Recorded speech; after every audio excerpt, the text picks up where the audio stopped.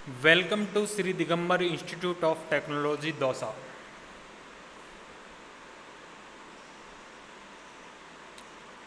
I am Sadanand Parashar from Civil Engineering Department. Subject Design of Concrete Structure, Lecture number 6, and topic name Working Stress Design Philosophy.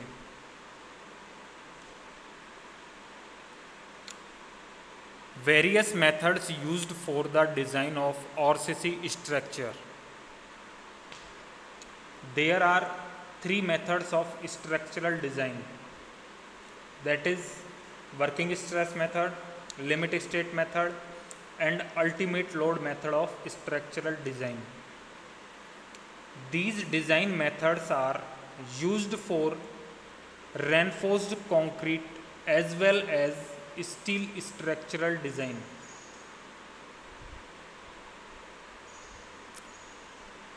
Working stress method, this was the traditional method of design, not only for reinforced concrete but also for structural steel and timber design.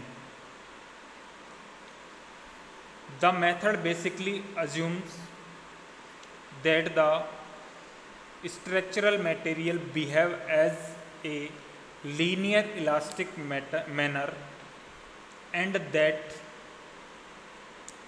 adequate safety can be ensured by suitably restricting the stresses in the material induced by the expected working load on the structure.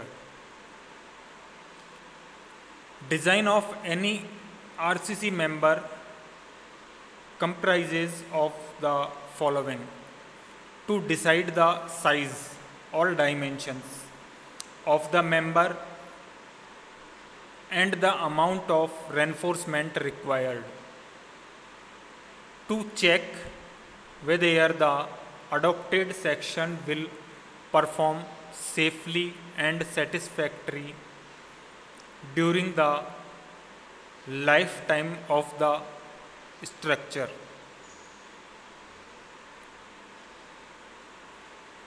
As the specified permissible stresses are kept well below the material strength, the assumptions of linear elastic behavior is considered justifiable. The ratio of the strength of the material to the permissible stress is often referred to as the factor of safety. However, the main assumptions, linear elastic behavior and the assumption that the stresses under working loads can be kept within the permissible stresses are not found to be realistic.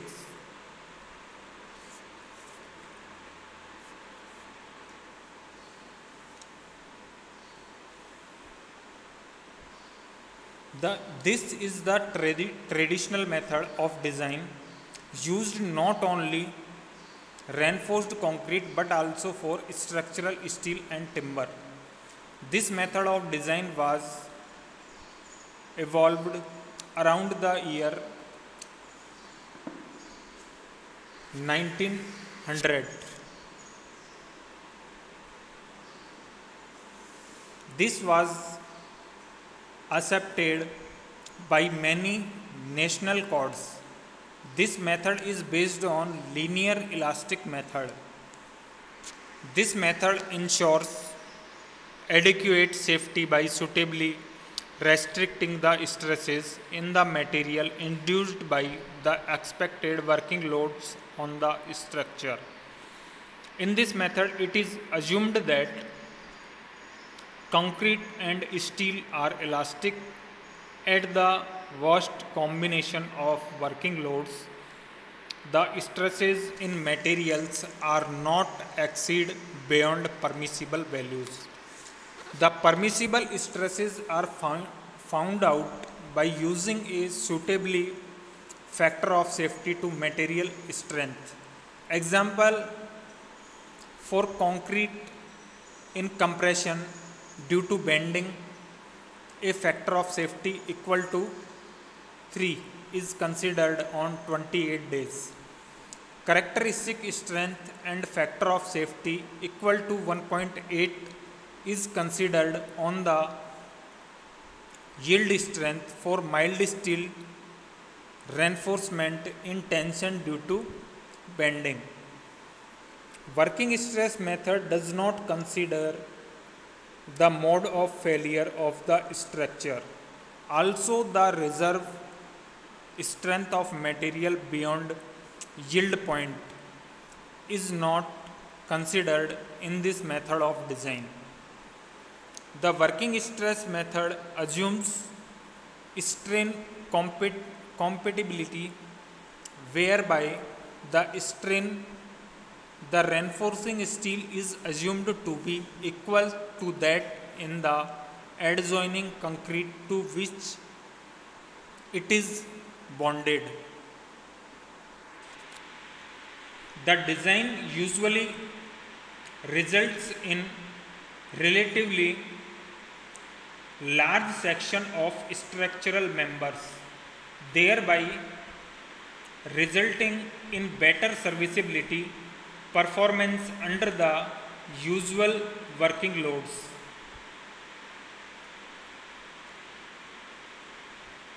This method of design based on elastic theory and assumes that both the steel and concrete and obey Hooke's law. It means that the stress is directly proportional to strain up to the point of collapse.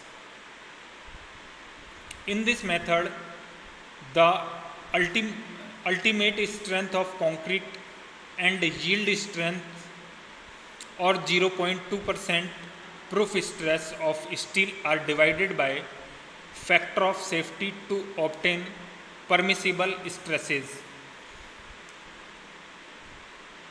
These factor of safety take into account the uncertain in manufacturing of these materials. As per IS 456, a factor of safety of 3 is to be used for bending compressive stress in concrete and 1.78 for yield or proof strength of steel. Merits of working stress method. It is simple both in concept as well as in application. The design usually results in large sections of structural members compared to limit state method. Due to this, structures designed by working stress method give better serviceability performance, that is less deflection, less cracks width, etc. It is reasonably reliable. And demerits of working stress method. The working stress method does not show the real strength nor gives the true factor of safety the structure under failure. Because of creep and non-linear stress-strain relationship, concrete does not have definite modulus of elasticity. It assumes stress-strain relationship for concrete is constant, which is not true. Working stress method does not consider the mode of failure of the structure, that is ductile or brittle. It gives large sections of structural elements, thus uneconomical. The main drawback of the working stress method of design are: it assumes that concrete is elastic, which is not true, as the concrete behaves in elastically even on low level of stresses. It uses factor of safety for stresses only and not for load. Hence, this method does not give true margin of safety with respect to loads because we do not know the failure load. It does not use any factor of safety with respect to loads. It means there is no provision for the uncertain associated with the estimation of loads. It does not account for shrinkage and creep, which are time dependent and plastic in nature. This method gives uneconomical sections. It pays no attention to the condition that arises at the time of collapse. The working stress method is very simple and reliable, but as per IS 456/2000, the working stress method is to be used only if it is not possible to use limit state method of design. Working stress method is basic method and its knowledge is essential for understanding the concepts of design.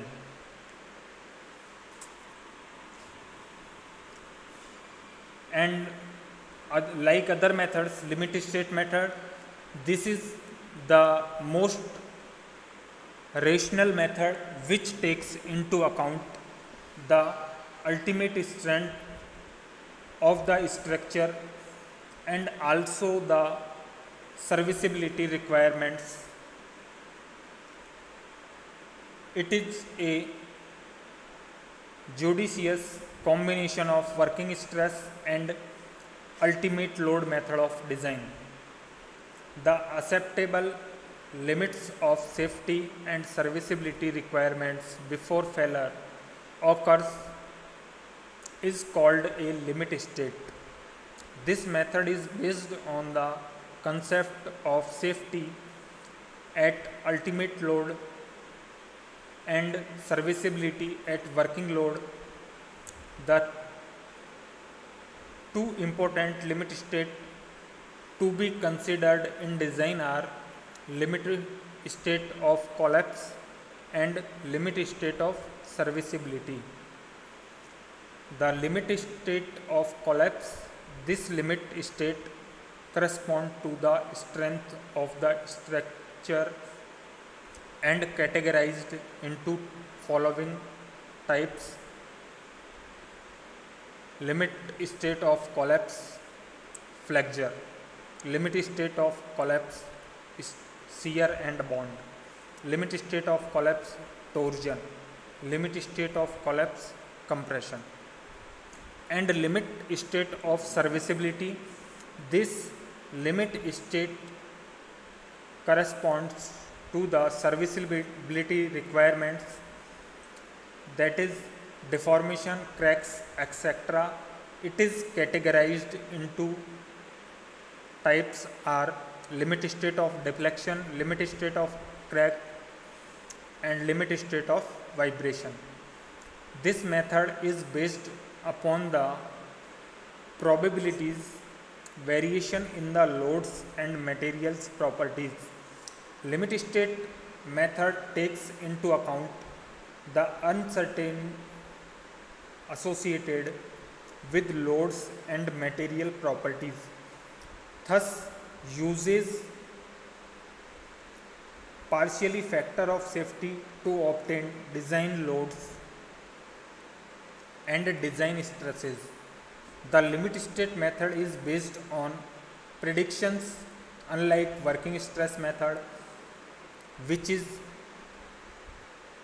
deterministic in nature, assume that the load, factor of safety and material stresses are known accurately. In the limit state method, the partial safety factor are derived using probability and statistics and are different for different load combination, hence giving a more rational and scientific design procedure. Now we will discuss about comparison between working stress method and limit state method. In working stress method is based on elastic theory, which assumes that concrete and steel are elastic and the stress strain curve is linear for both. But in limit state method, this method is based on actual stress strain curve of steel and concrete. For concrete, the stress strain curve is non-linear. In working stress method, the factor of safety are applied to the yield stresses to get permissible stresses. But in limit state method, the partial safety factors are applied to getting design values of stresses. In working stress method, no factor of safety is used for loads. But in limit state method, design loads are obtained by multiplying partial safety factors of load to the working loads. In working stress method, exact margining of safety is not known, but in limit state method, exact margining of safety is known. In working stress method, this method gives thicker sections, so less economical. But in limit state method, this method is more economical as it gives thinner sections. So now we use limit state method in working. In working stress method, assumes that the actual loads, permissible stresses and factor of safety are known.